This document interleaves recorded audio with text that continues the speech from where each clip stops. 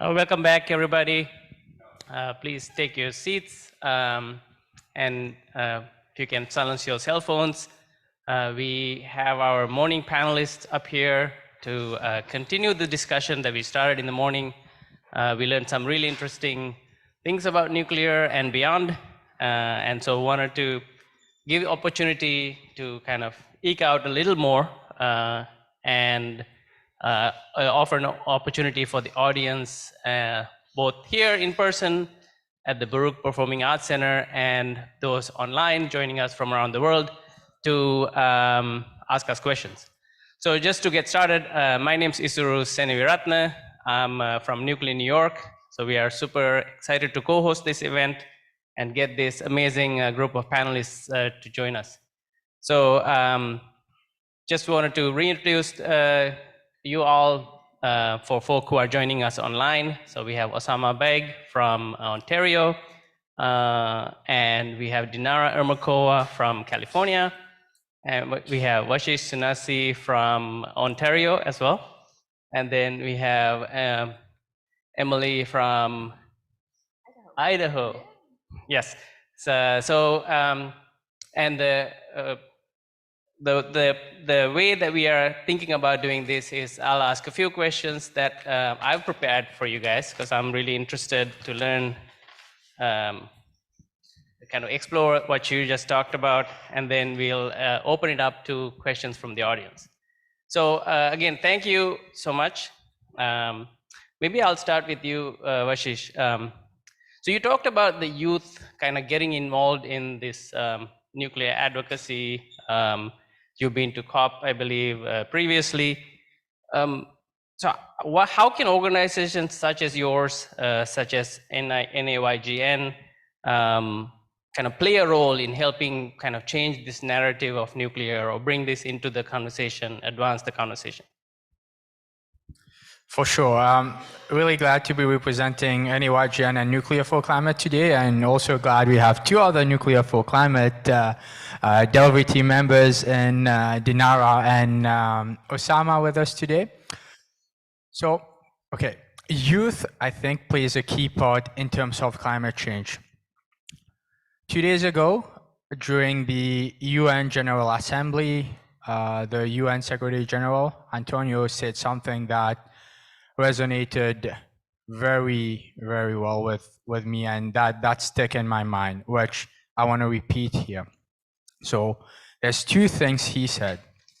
He said climate change is not just a change in temperature, it's also a change in people's life. Most of these people's life, it will be the youth that will be impacted because we'll have to survive with that. The second thing he said, loud and clear, he said anyone who is championing climate change and helping in that, he is behind us. So I think this is where youth come in, because we have a different perspective. We may not be expert in all the different things about climate change, but we have an important voice to play. And how we can do that, I see the first thing in terms of advocacy. When we go to conferences, you mentioned COP or any clean energy conference, like you will see youth, very different from corporation or from policymakers who are all wearing ties. I know I'm a bad example today, I'm wearing a tie, but usually you would just see us in a t-shirt. Different colors, sometimes it's a pink shirt, sometimes it's a purple shirt, sometimes it's a blue shirt. Very recognizable, and people will just come to us because everyone is wearing suit and ties, and they will just try conversation. Why are you here? Why are you care? So this group of passionate people, and what I like to call as we do things through a grassroots way, and Nuclear for Climate who sends delegation every year to COP, for example. When I mean grassroots, it's like very, very low key. Like for example, we would have hand bananas to volunteers and just explain radiation. So this is how you do the advocacy. Just simple, just talking to people, but at the same time, you're reaching out to those climate activists, to those policymakers. Second thing, which you'll probably all agree youth is very good at is social media in terms of communication. Especially now you have TikTok, which is really big. Even my grandma are using TikTok now. This is where youth can play a part because so many people are going on TikTok and it's a different channel or avenue that they can have. And I'll mention three organizations, youth organization that's doing a great job for that. One is NAYGN, they have a huge TikTok channel, but also in Europe, there's the Spanish Young Generation in Nuclear, Jóvenes Nucleares, very good in TikTok. So these are how youth can play because I don't see like a corporation or like a country going on TikTok and posting very funny things, but at the same time sparks a lot of question about nuclear. So that's the second piece. And the third piece, so I spoke about advocacy, second, the communication, and the last piece is in terms of policy outreach. One thing I'll mention for youth, there's a conference of youth that happens every year and it's part of the United Nations COP as well. And basically at the end, the COI team, the Conference of Youth team, releases a declaration that shows what they need to support. So last year, that was a 100-page that they issued in terms of what youth can have an impact in climate change, and there was no mention of nuclear. But this time, the team is sending a delegation for COI that can go and advocate to include nuclear as part of that policy-making procedure as well, which is passed to the COP team. So Great. huge impact, yeah. So maybe one, we talked, the morning session talked about this just transition concept for the workers. I want to address you, Dinara, like, why are we seeing all these coal plants close? Is it climate policies or is it just the plants are reaching end of life? What's the driver there? Yeah, there are both factors playing in place, but mostly those shutdowns driven by policy. It's like around the world, we need to reach the net zero goals. We need to get to certain targets. And at the same time, yes, the fleet is aging. So they're naturally coming to the age of 30, 40 years as they were designed for. But if there was no policy reinforcement, they would probably be extended, which we also see. Some plants are working for much longer because extension of coal or gas plants is easier procedure than that for nuclear. But because there are external factor as the net zero targets and adding the clean energy standards, those just emphasize the need for those transitions. The change, yeah. And maybe that's a good segue to Emily. I think you had the slide which was pretty, there's a lot of transferability of skills. Why is that the case? I've heard, some reasons, but you're an expert on this subject. Sure. Hello? Yeah. Okay. Transferability between the coal plant and the nuclear has to do with the balance of the plant is essentially the same. They're going to create steam in a different way by a different source. So a lot of those operator positions, folks that are working on generators, all the balance of the plant are similar or the same positions, and certainly they'll need some additional certifications and that type of thing. But they're seeing that there's a lot of transferability between the two different types. Yeah, and that's super important to make sure that those workers get better quality jobs, but also better paying jobs in the nuclear industry. Yeah, often those folks are going to be paid more in the nuclear space, and overall the economic and the job income is going to increase for that region.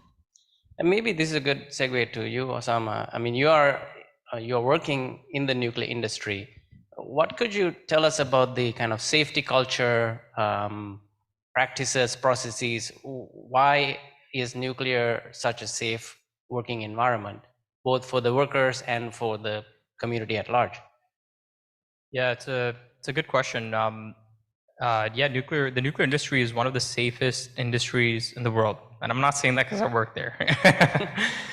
If you go to a nuclear power plant, you can eat off the floor of a nuclear power plant. Like, that's how clean it is, right? And I was just sharing with someone that when you go into work at a nuclear facility, the monitors that are detecting you are so sensitive that they can pick up like radionuclides that are naturally occurring just outside, right? Like, so when it rains, sometimes when I go into work, detectors go off just because of the radionuclides that were once in the atmosphere have gone to the ground.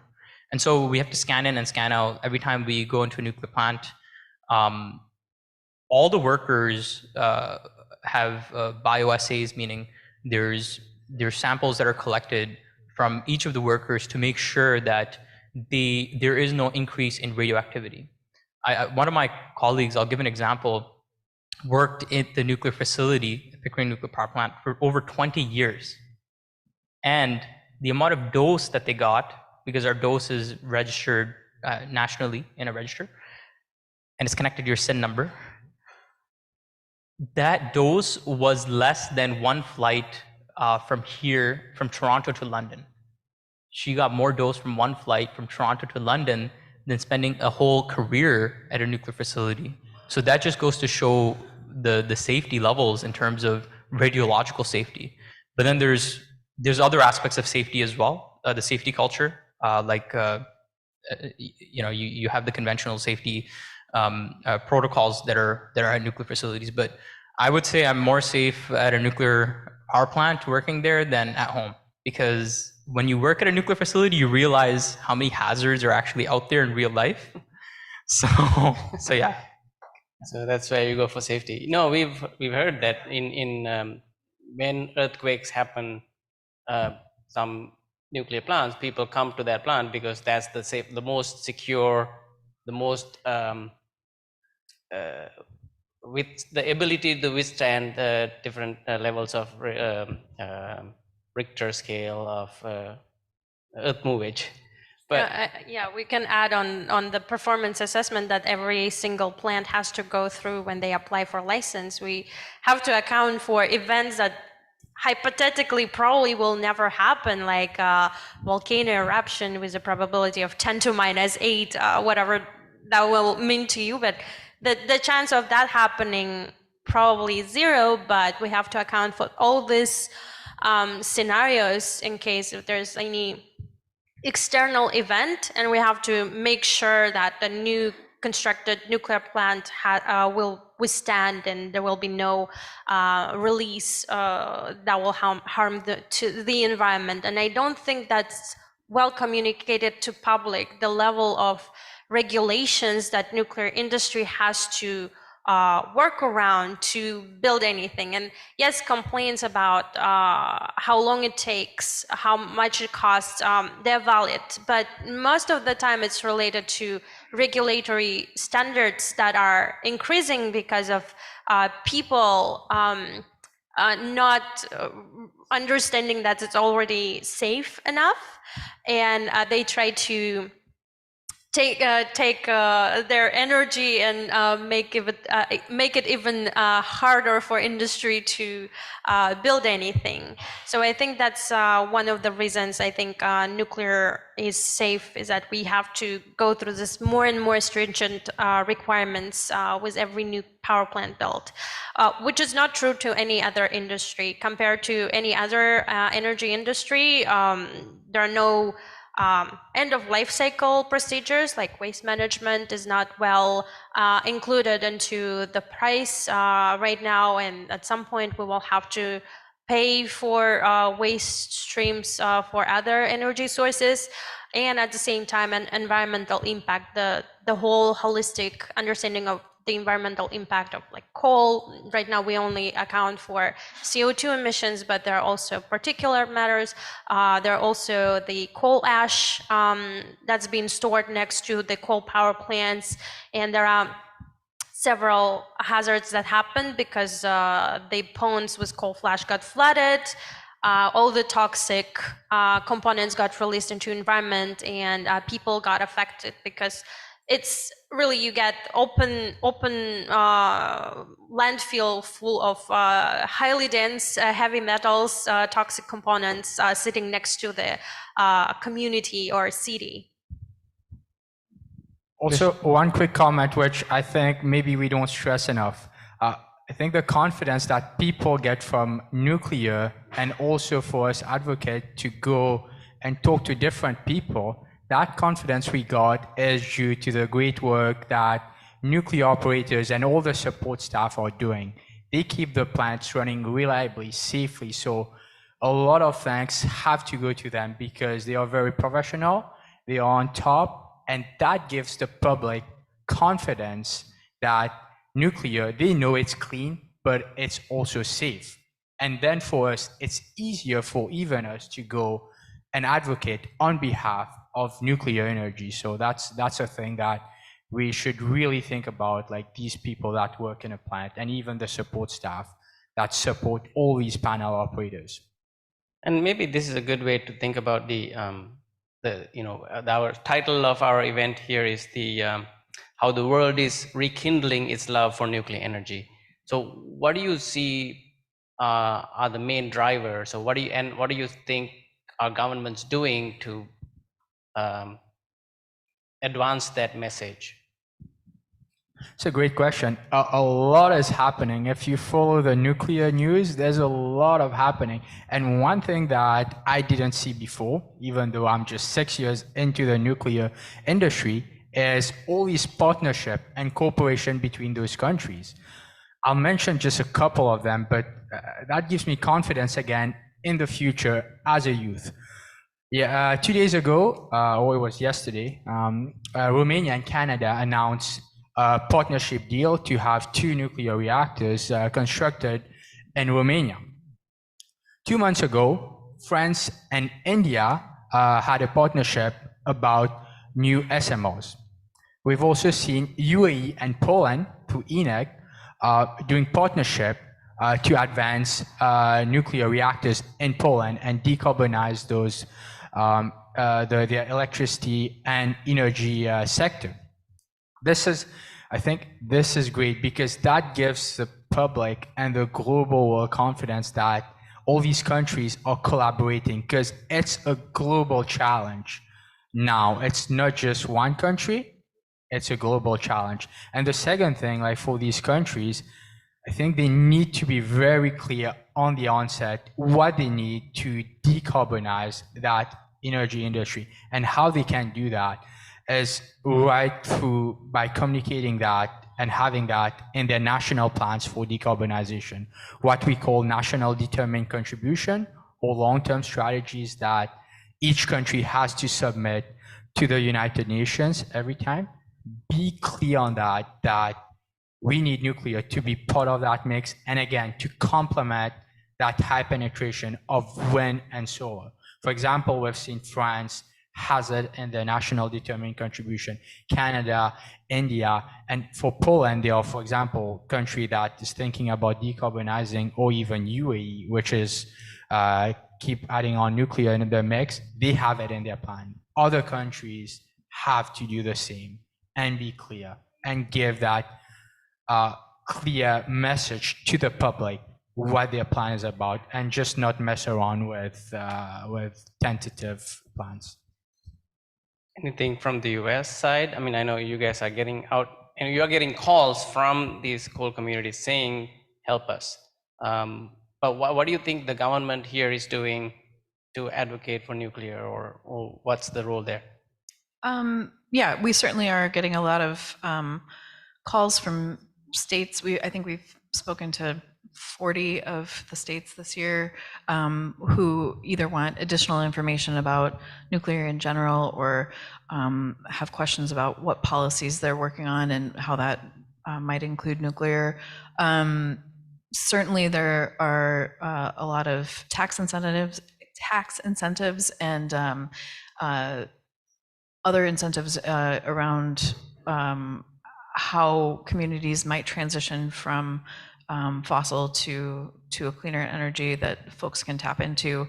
So I think that that's a big piece of this. And I think the Inflation Reduction Act for the first time leveled the playing field between solar, wind, and nuclear. Correct. So that they get the same kind of tax benefits. Yeah, so this is kind of a starting gun for. Yeah, there's a lot of opportunity there, and some opportunities to kind of stack some of those incentives too. Right, I think some of those incentives, if you are going to an energy community like a coal community, you get more. So I think up to 50% of the capital expense is paid for by the government. Yeah, we're hoping for that to be some good incentive, because these projects are big and expensive, and if that can be mitigated a little bit, and some opportunities with the loan programs office, they're working to figure out ways that they might help not only just provide loans, but also potentially some kind of insurance to overrun expenses and that type of thing. Got it. What we hear from some academics and some politicians that solar and wind and storage is all we need. Is that true? If so, what's the story there? I guess I'll take a step. First of all, nuclear has been very politicized topic, and I met people who are in politics who intentionally avoid the word nuclear. Well, at least that was the case 2 years ago, when they're like, I'm very much pro, I understand the benefits, but I know that I will not be sitting in the office and people will not vote for me if I start bringing nuclear in on the table. This year has been different because the war in Ukraine has shown how much we depend on gas coming from Russia. I'm talking about more European perspective right now and global perspective. And that impacted a lot the political situation in the United States when some politics started openly saying, okay, I'm pro-nuclear. People on their own also started talking more about their positive view on nuclear. And on some of the public hearings, we see more public support coming from local businesses, from people who never supported extension of nuclear power plants. They now show up and they're not embarrassed anymore to say we are pro-nuclear. We understand all the benefits and we are not afraid of saying that. So that's one of the side. And second, I think that was also very much emphasized in terms of investment. So many investments before IRA, they were flooding into solar, wind, battery sector. So this is why they became cheaper, and this is what they advocate more today. But if nuclear at some point had as much investment, I would expect the learning curve also be going down in terms of cost. That's a natural process as you start manufacturing at scale. Start building factories, supply chain, things becoming cheaper as you build expertise. So this is what we see in China. They build at scale, the same reactor type, they build many of them, and the cost is significantly cheaper. Right, the same kind of cost decline we've seen in solar and wind in the last decade or so, we are also seeing by the Chinese and the South Koreans as they deploy the same reactor type.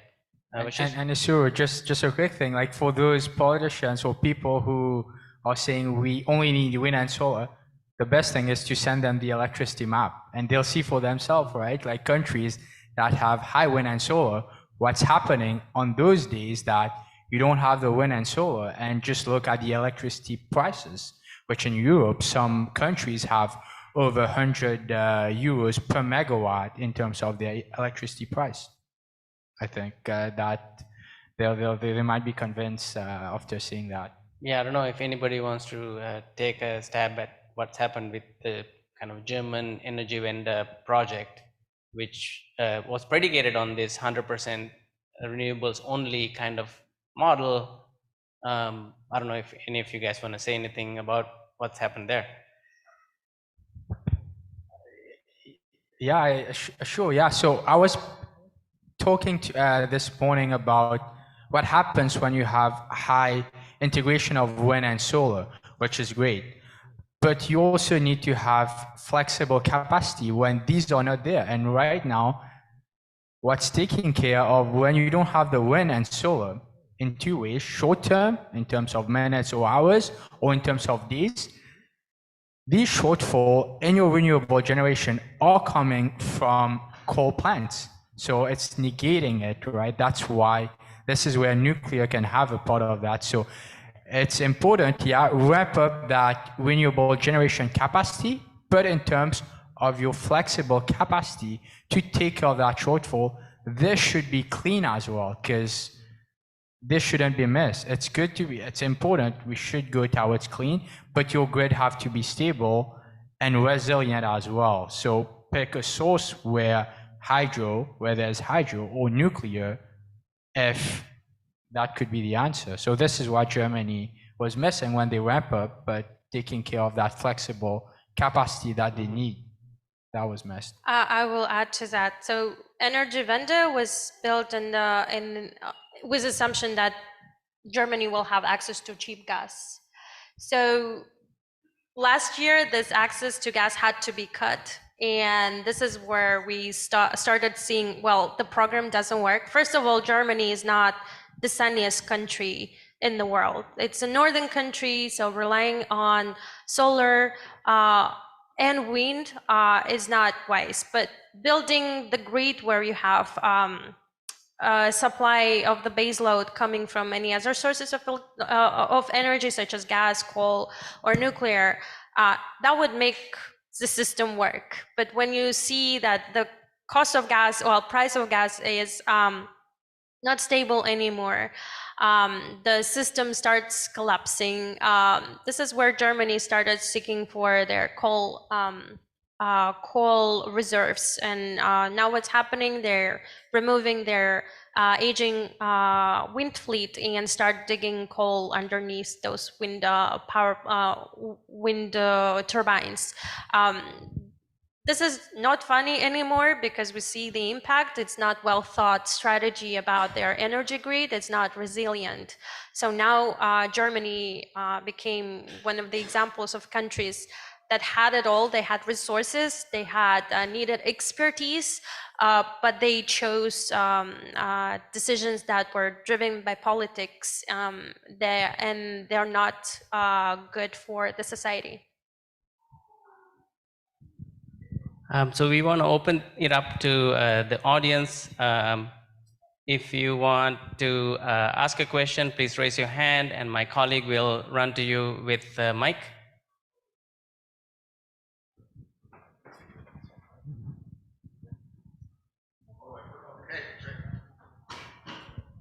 Hi, my name is Ed Ho. I'm from Toronto. It's great to see half the panel's Canadian, and there's a great diversity on the stage. That's a general comment.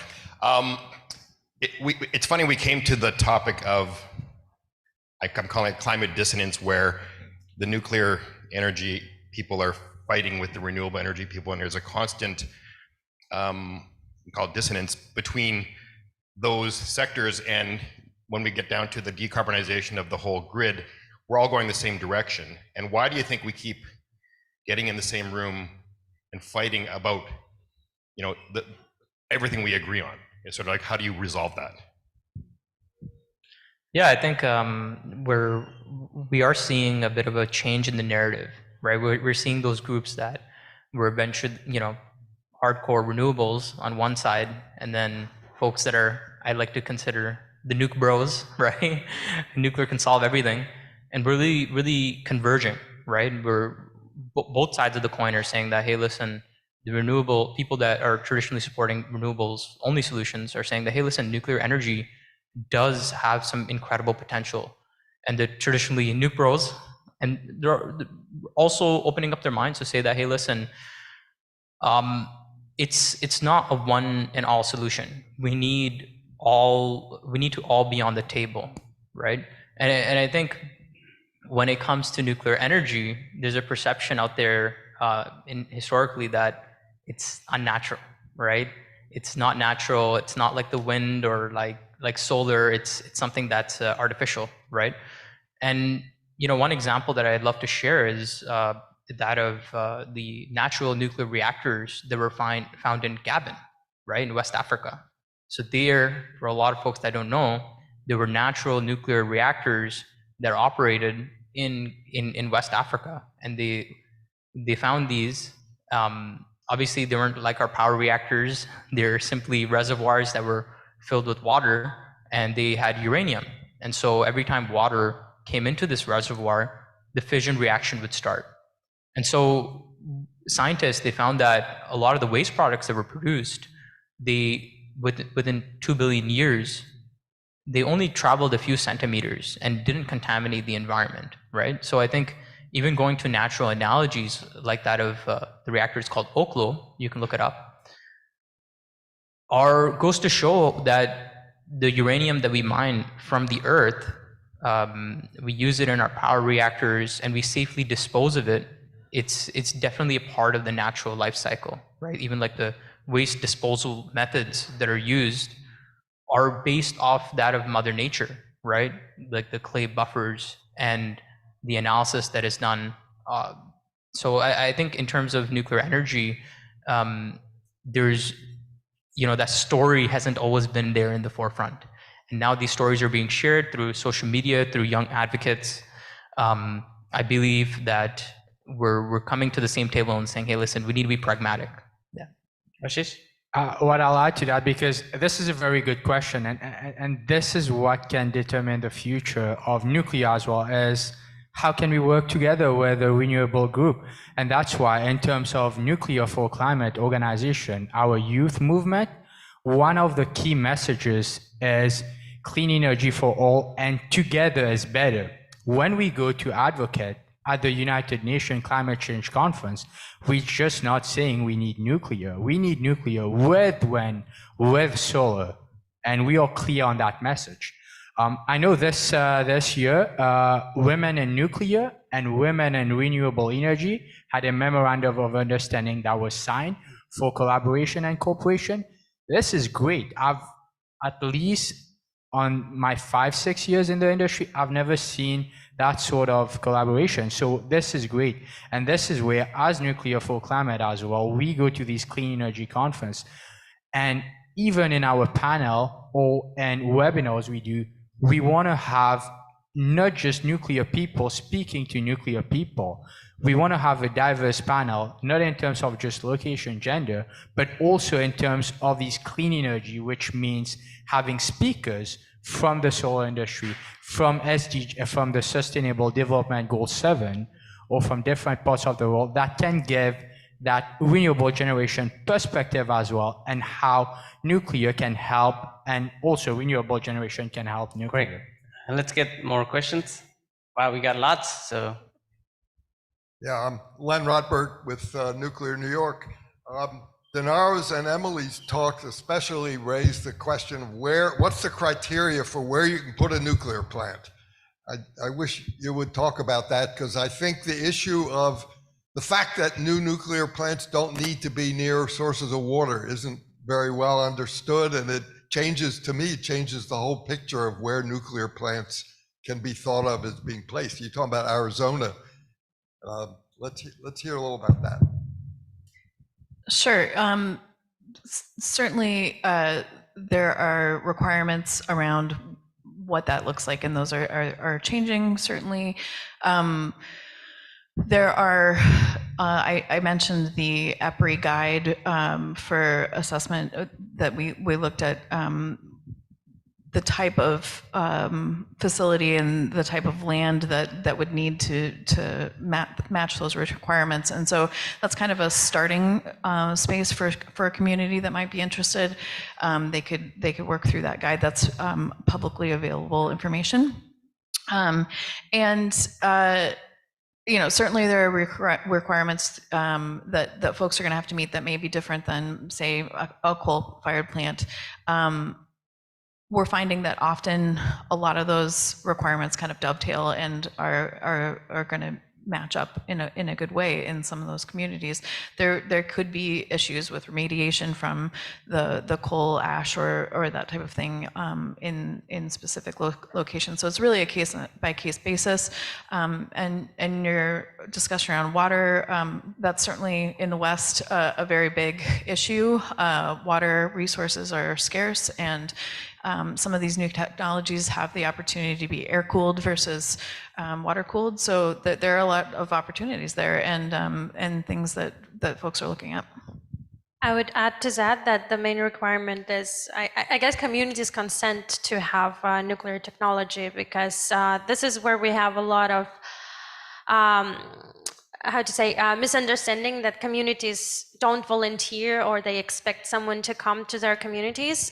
First, they need to share their concerns about their employment and say, hey, we want to volunteer to be that site, and we want to have this feasibility study, because otherwise it will be really hard to start any work with them, because by default, not in my backyard kind of culture really scares nuclear developers, and we need to engage with communities well in advance, 5 years in advance, 10 years in advance, to get to the point when we can start building.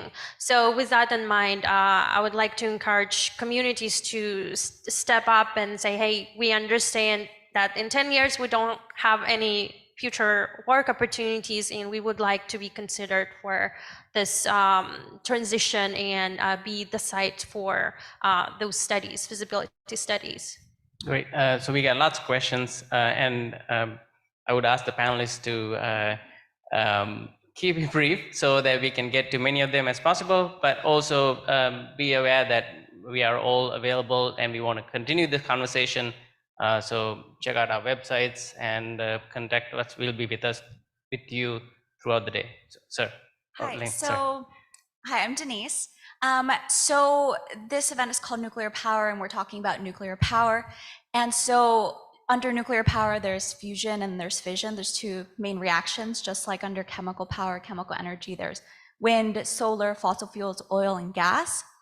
And so I was wondering why this choice is being made to kind of put fusion and fission into the same bucket, because it makes it very difficult to, I think, have conversations about fusion energy, given that it's gaining a lot of traction and has now over $6 billion in funding. And so these two, fission and fusion, are reactions that are very different, have very different reactants and products and kinds of radioactive waste and nature of reaction in terms of the possibility of a chain reaction. So I was wondering why this explicit choice is being made to talk about nuclear power when you were talking about fission. The fusion confusion. Who wants to take that one? I can speak to that. Please. Yeah, so I think nuclear fission and fusion are definitely both really powerful sources of energy that we need to invest in both. I think this conversation, our conversations have really been focused on nuclear fission, because nuclear fission, humans have been using this resource for like almost 7 decades now, right?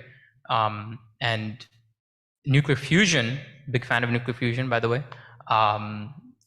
The technologies that are being developed are incredible, right? So you've got ITER in France, which is one of the world's largest projects, collaborative projects across the world, where countries are investing money in this research project to see if we can get this tokamak donut-shaped reactor running, right? Creating plasmas, and so I think both need to be part of the discussion. I think the focus sometimes is on dispelling the myths around nuclear fission, because when people think of fission, there's a negative stigma associated with it. There's a lot of thoughts like Chernobyl and Fukushima and things that come up, whereas it's a technology we have right now that we need to deploy on mass scale because we have a climate emergency, right? Nuclear fusion, on the other hand, is, there's a funny saying that nuclear fusion was always 50 years away, right? And honestly, I think we are hitting breakthrough. We're getting some incredible milestones. Like but I think the fusion conversation doesn't always happen because universally everyone agrees that it's such a great thing. I think the conversation we need to have is, fission facilitates fusion, right? Like at, the nuclear reactors in Canada, if you look at the fission reactors or CANDU reactors, give it a little bit of a shout out, we are producing majority of the tritium, the main fuel source, which is so rare that it's being used in ITER, it's being used in JET, it's being used in a lot of the experimental reactors, fusion reactors across the world. So I think these two technologies, they have synergies, they work hand in hand, and we need to invest in both of them. So hope that answers the question. Great.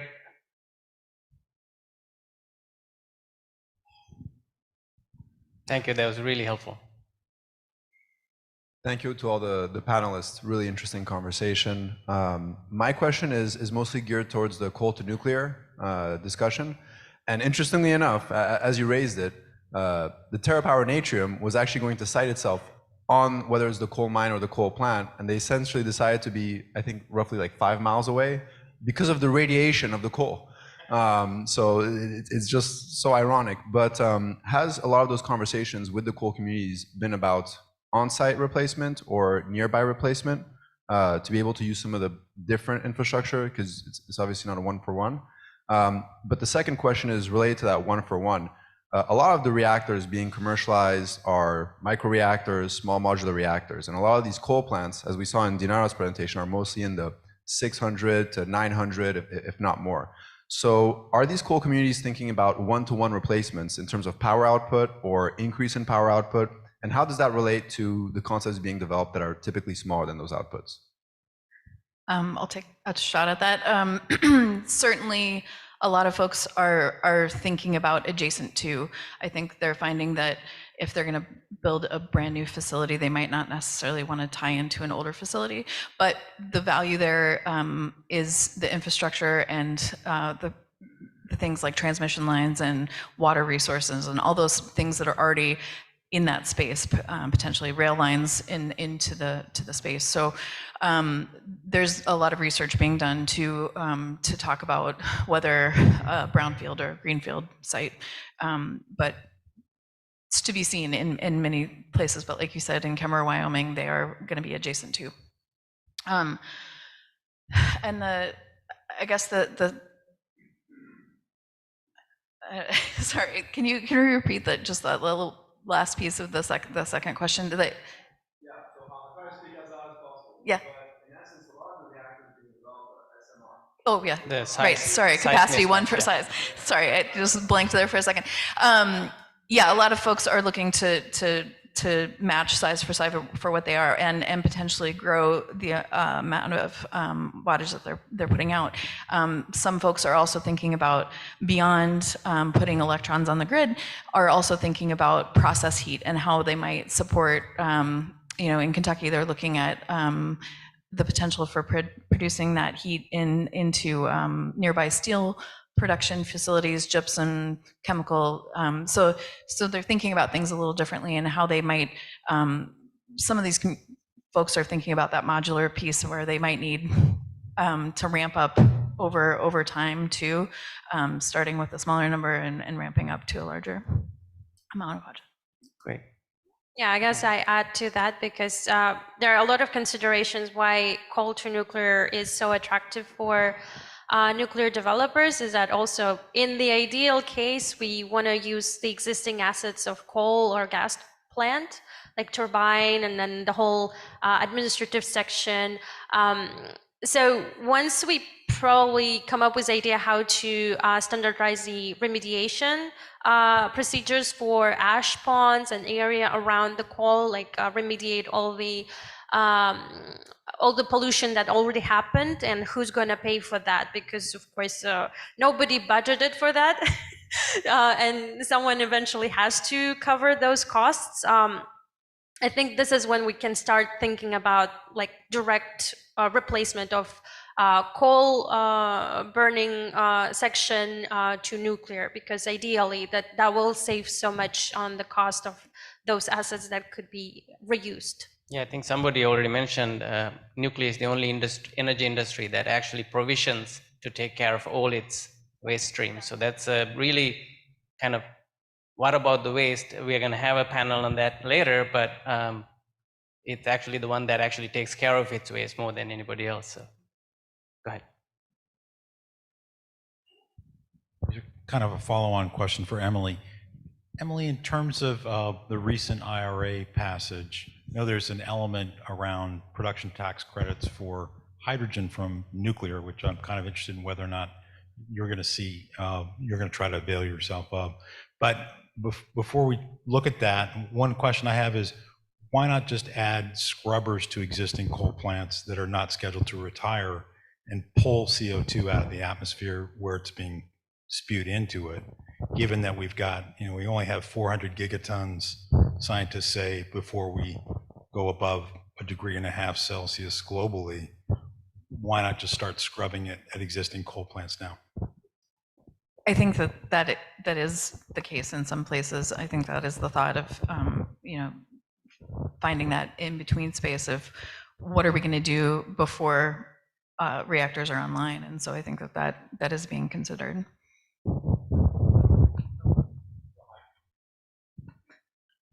Say that again, I'm sorry. Yeah, I think there are a lot of communities that are considering kind of multitude of options, and there may be bridging that gap with a hydrogen space. They may be creating some sort of mix where they have integrated energy systems in their plans. I think one of you guys mentioned,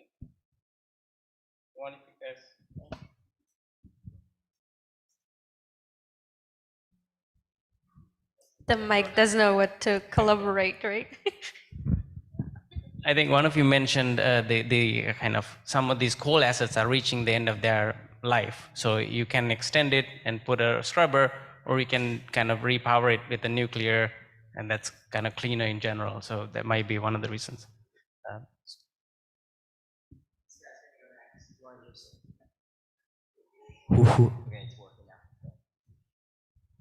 Well, thank you first for the fascinating panel.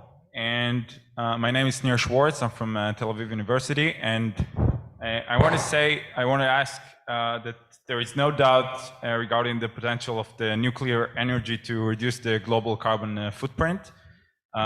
Just after we experienced nuclear accidents in the 3 Mile Island nuclear reactor and in Fukushima nuclear reactor, my question is, and it's in the 2 countries maybe with the highest safety standards in the world. My question is, when you offer a global transition to nuclear energy, can we really estimate the potential risk of this offer? Yeah, I can take a stab at that question. Yeah, so I think there is, when you look at Japan, it definitely has an incredible safety culture, right? But when it comes to the nuclear industry there at the time, I wouldn't say that was the case, right? The TEPCO, it was privately owned, and the Fukushima site, they were told well in advance to make infrastructure changes to the tsunami barrier, as well as to the diesel generators as well. It shouldn't have been in the basement, okay? And so TEPCO chose not to make those investments, right? That's called negligence, right? And so the folks recently, I think it was a few months ago, that made those decisions at an executive level, they were fined, right? And I think the fine was in the billions of dollars, right? So I believe the global culture of nuclear safety is the best in the world. Like, you have organizations like WANO, World Nuclear Operators Organization. You have institutes like the IAEA, the International Atomic Energy Agency, which really do an amazing job in advising. First of all, they advise and they provide really good oversight over all the nuclear facilities across the world. Number 2, they go and audit every single nuclear facility in the world, right? Whether it be in Russia, whether it be in any country in the world, regardless of global conflict, they're going to be there, and they're going to make sure that the world knows that this power plant is not operating well, and here's why.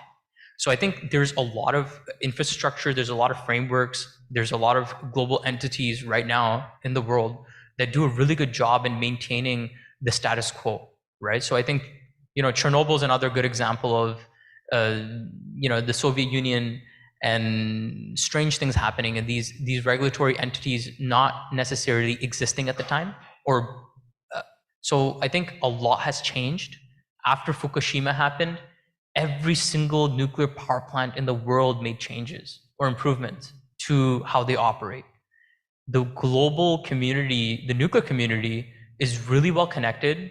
It's learned the lessons from these incidents, and it has the right organizations to make sure that once we get another 100 or 200 nuclear power reactors online, they're all going to be running safely. And we know that poorer countries do have nuclear energy, and as of now, Bangladesh, Turkey, and Egypt are building their major projects, but I believe they're all very well secured. And I want to add to that because same as any other industry, nuclear industry is learning on those accidents. It's not like accident happened and the rest of industry is like, well, happened and let's move on. No, we take that experience, we learn from this, we update existing plans and the accident scenarios for the future plans. So as any industry, like the aviation industry, how many accidents we saw before, but today it's one of the safest way to travel. And compared to any other industry, how many times have you heard about accidents on coal plant or oil spills? They became, first, they're not regulated as high, so we don't even know how many accidents and people die on those plants. Second, nuclear has to inform about anything that happens on nuclear plant, any leak or anything that goes wrong, we have to inform the public first, which is not enforced in any other industry, unfortunately.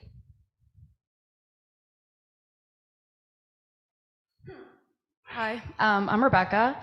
I was wondering more about international partnerships. So when you spoke about them, you spoke about Romania and Canada, France and India, which are not, collaborations between like the greatest powers. And so how is collaboration really possible long-term between, the greater powers and the rising powers, especially because, the United States wouldn't sign on the Kyoto Protocol because China and India weren't obligated under it. Is there actual possibility for long-term collaboration between the global powers that are trying to maintain their status in the system? I think that's a great question. Now, so they just met for the G20 summit in New Delhi, and one thing that was very interesting is after the leaders met, the 20 top countries. So when you speak about those with the most power or influence, or even in terms of the major economies, the text that was released from it has a clear cooperation for nuclear and SMRs as well, especially small modular reactors. This is how you are seeing greater collaboration in terms of the biggest powers, because it's not only the single bilateral partnership, but also globally, because I think Dinara spoke about the supply chain as well, which is key, right? So if you have those global partnership, and again, between the biggest economies, that's what can make nuclear cost competitive. So we are seeing that, and the G20 summit showing that. And I'd make a plug for our afternoon session where we will be touching on nuclear financing and global efforts. So we've got an amazing expert, Alina, who's going to address that. Sir.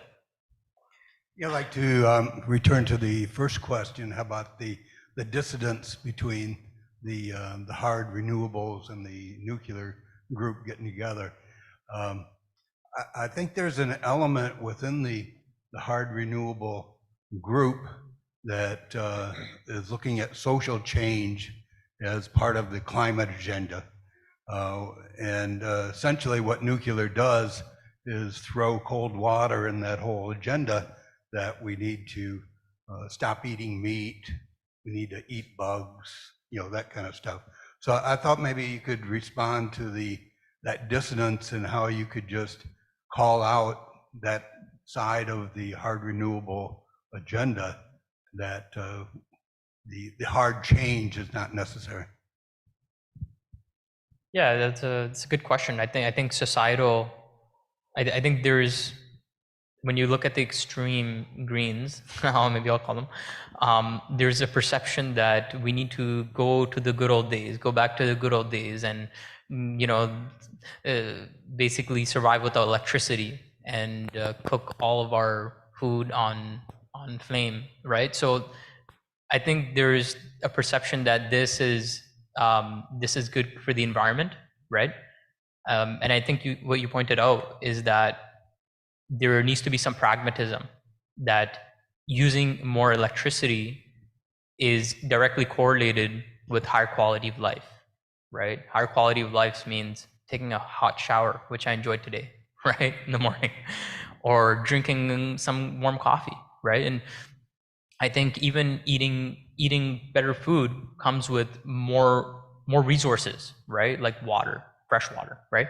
So I think when it comes to changes in terms of our day-to-day lifestyle, I do agree to a certain extent we need to make changes, but I don't think the changes need to be so drastic in a sense they bring us back to the ancient times, right?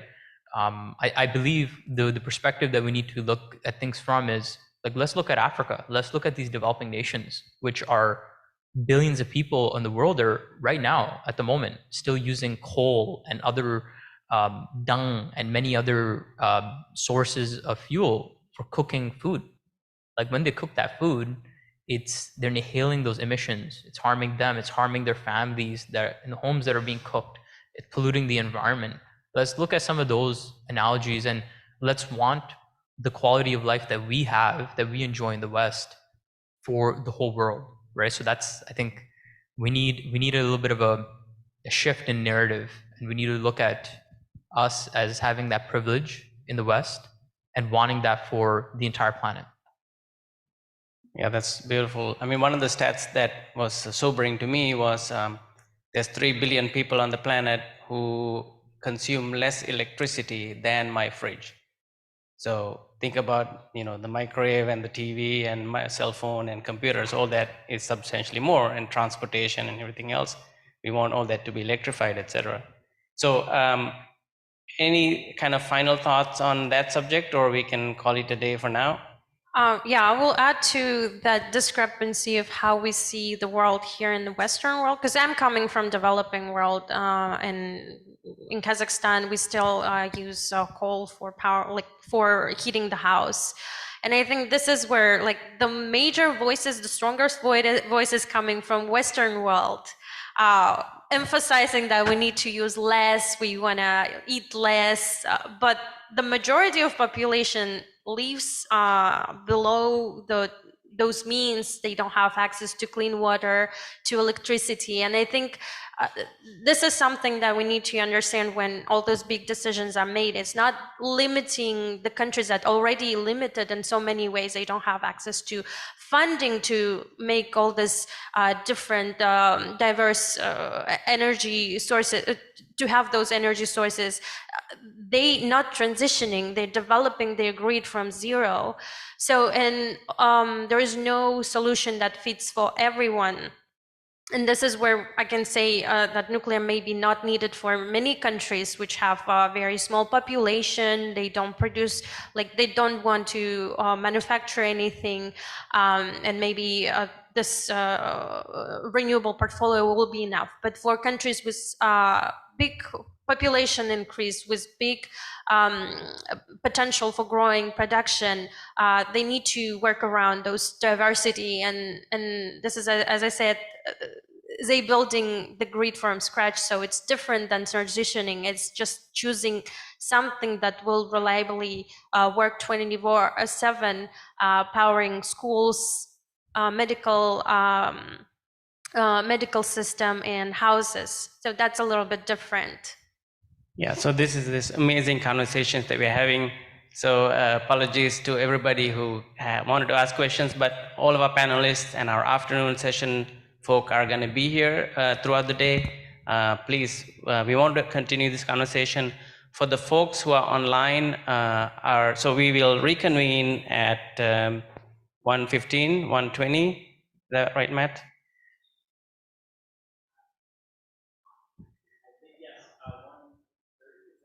1:30? Okay, let's do 1:30 start time, so we have ample time to have lunch and connect with folk. And then people who are online, the link to our afternoon session is different. It will be posted on nuclearny.org. Sorry, 1:15. Apologies. So 1:15, we'll be back, and then we'll have another great conversation. Thank you, everybody. Thanks for the panelists. Thanks, everyone.